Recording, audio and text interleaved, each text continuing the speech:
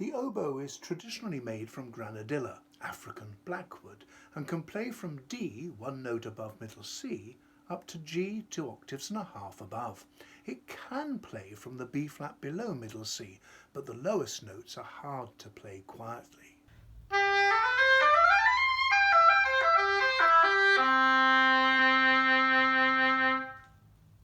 The oboe, like the bassoon, plays by blowing through a reed. It's a double reed, and you can just see it there, it's a tiny little thing, and it makes this noise. Then the air comes through the reed, and we get all the different notes by fingering here.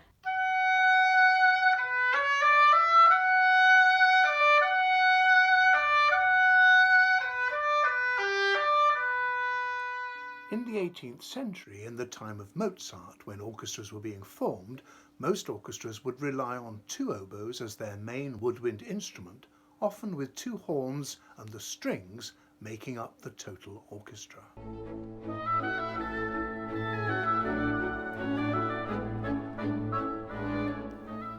But today's modern orchestra has a full complement of woodwind instruments, 2 flutes, 2 oboes, 2 clarinets and 2 bassoons, and they sit in this formation just behind the violas. Sometimes composers ask for one of the oboes to double on a lower version of the instrument, and sometimes this instrument is added to the other 2 oboes. It's called a cor anglais. This is it. It's an odd name because it means English horn, and it's not a horn, and it's nothing particularly to do with England.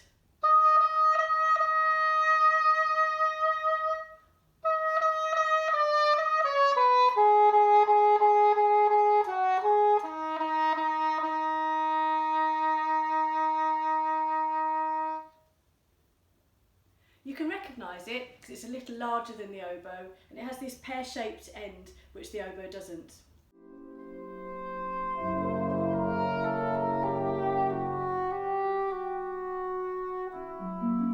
Mozart wrote a concerto for the oboe, and it also features in his quartet for oboe and strings.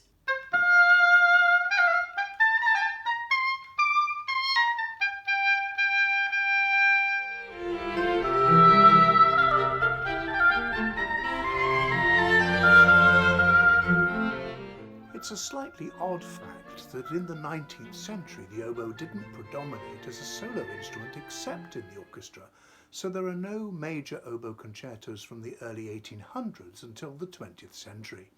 Here's the wonderfully lyrical concerto for oboe by Richard Strauss, which he composed in 1945.